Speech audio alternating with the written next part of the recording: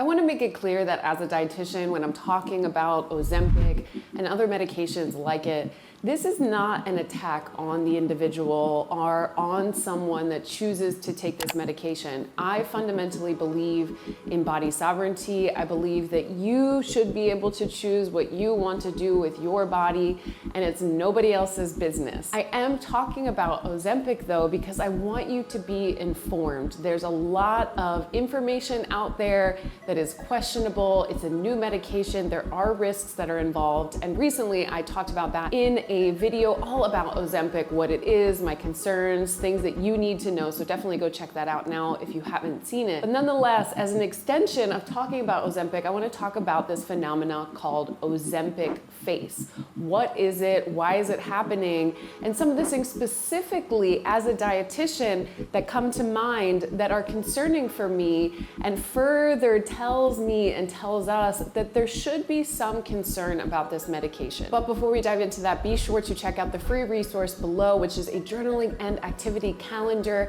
It walks you through activities and journal prompts every single month related to healing your relationship with food and your body when you are working on healing. You need as many resources as possible, and so this is meant to help with that and facilitate your healing journey. My name is Catherine Metzler. I'm a registered dietitian, certified intuitive eating counselor, and eating disorder specialist, and I help you to create peace with food and your body so that all of it takes up less headspace and you can live your life with more freedom, abundance, and joy.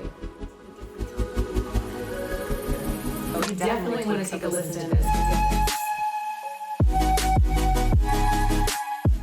Ozempic face, what is it? Where did it come from? Why is it being talked about? What's this phenomena? There are so many questions that I bet that you have that we are going to get into. So Ozempic face was a term that was coined by a New York dermatologist who started to see some patterns that kept repeating themselves specifically for folks who were taking Ozempic off-label. When I say off-label, I mean specifically that someone was prescribed the medication with the intention of pursuing weight loss, of changing their body shape and size. On-label or prescribing it for what Ozempic was created for would mean that someone would be taking Ozempic for the use of diabetes management, which was the intention and is the intention of the drug itself. Ozempic face specifically refers to the facial structure of what doctors and other medical practitioners are starting to notice as a result of taking Ozempic. And what does that specifically mean? It means that what they've started to notice is temporal wasting.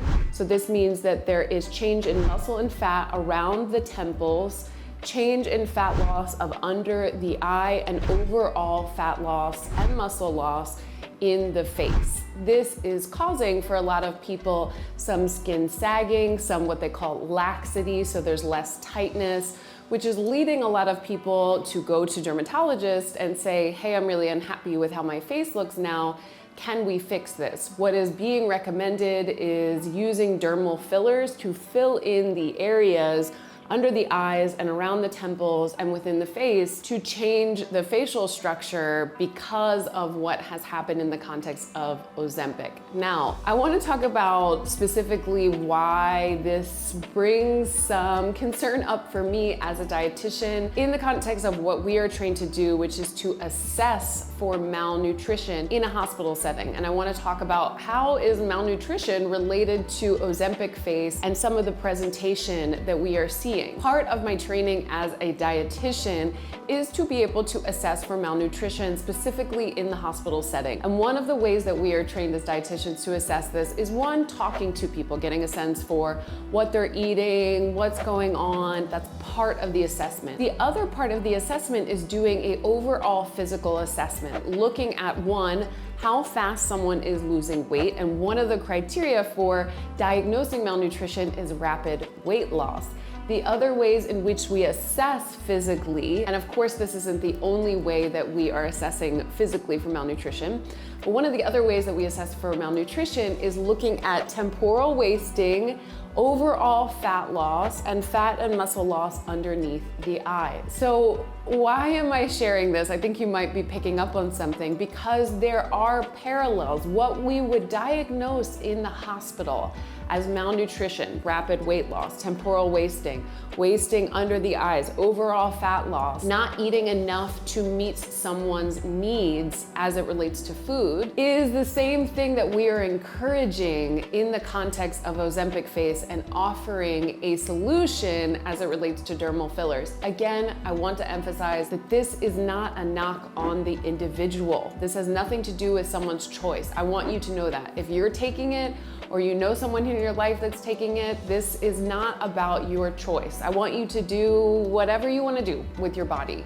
I just want you to be informed with information so that you can make those choices. In addition to the side effects and concerns that I have about Ozempic in relation to diarrhea, vomiting, nausea, also we're seeing that some thyroid cancers are starting to present themselves, and other things that happen to the body in the context of Ozempic, so much of which we don't even know yet because we don't have long-term research around it, which is very concerning as a dietitian and as a medical practitioner. But in addition to this, one of my concerns that I have in the context of Ozempic and related to Ozempic face and why it's happening is that a lot of people taking Ozempic, because of the impact that it has on your body and on your appetite and how it impacts your hormones, it is causing many people to not eat enough to meet their body's needs. This is part of what's leading to this rapid weight loss. And so when someone is not eating enough to meet their body's needs, they may lose weight. Not everybody does, and that's important to note. Not everybody taking Ozempic loses weight or loses as much weight as they had hoped when they were starting to take it. But nonetheless, this is very concerning and is part of what is leading to the presentation of Ozempic face. Rapid weight loss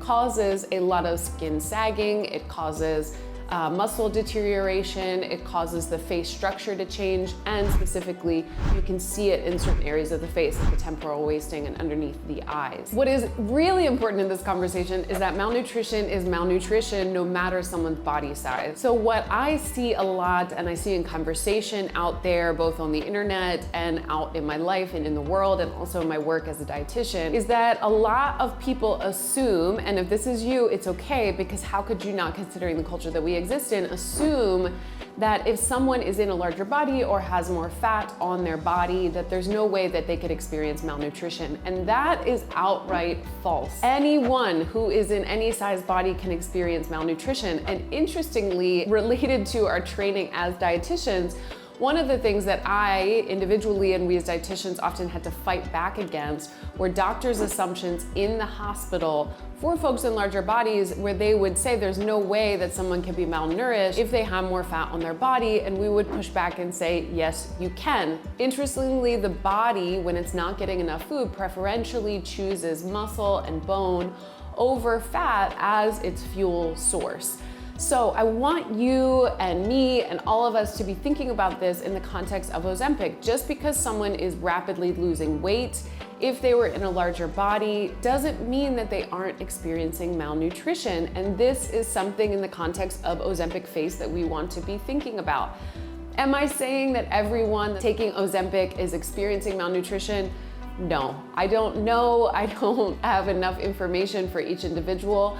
I am simply sharing that as a dietitian, these are my concerns so that you can be informed. What we diagnose in the hospital for malnutrition is the same thing that we would diagnose for malnutrition out in the world if someone was taking Ozempic. If they came into the office and I saw someone that had that presentation, and in talking to them and assessing for whether or not they were getting their energy needs met from food, the combination of that criteria would lead me to a diagnosis. Unfortunately, I don't think that Ozempic is going anywhere anytime soon, partly because it's being prescribed by many different doctors. Another reason is Weight Watchers just bought a big medical company that prescribes medication, and one of the medications that they can send out and prescribe are weight loss drugs like Ozempic. In addition to this, the most recent American pediatric guidelines also has in them that doctors can prescribe these drugs to children as young as 11.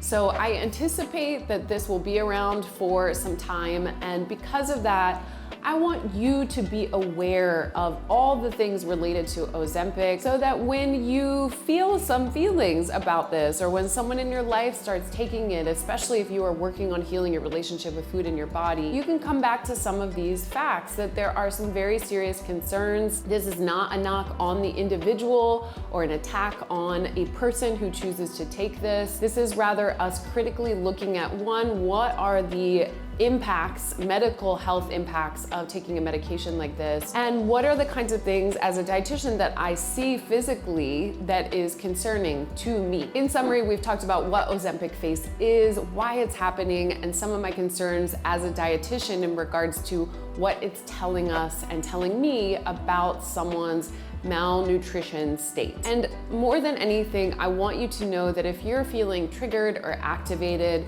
by all this talk around a weight loss medication, I just want you to know that you're not alone. This is coming up with so many people in my life and individuals that I work with, and it feels really hard that so many people are starting to take this medication and get praised for the way in which their body is changing, when really it is very, very similar to some of the things that you might have engaged in the past as it relates to eating disorder, disordered eating behaviors. Remember that no matter what your body size is, no matter the impact that Ozempic is having on your appetite, you still need to eat. Your body still has needs. And if you are seeing and experiencing Ozempic face, this is something that I would really be concerned about. And I want us all to just be having a critical conversation about this drug, not from the lens of a criticism of the individual who's taking it, but of a criticism of an industry and culture that pushes medications like this before we even know enough information about its safety and efficacy, and before we even know the impact that it's gonna have on individuals long term. Thank you so much for watching this video. If you got anything out of it, I am always so honored for a like below. If you wanna check out that resource, be sure to check that out too, and I will see you back here soon.